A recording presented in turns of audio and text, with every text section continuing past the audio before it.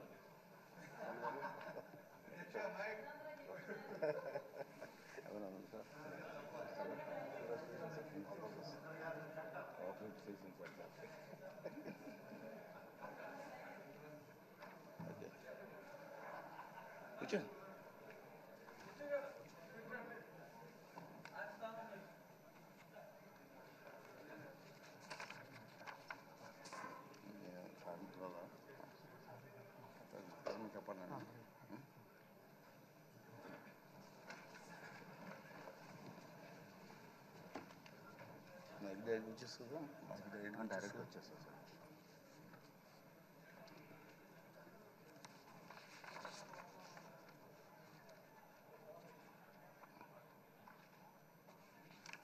అందరికీ నమస్కారం అండి.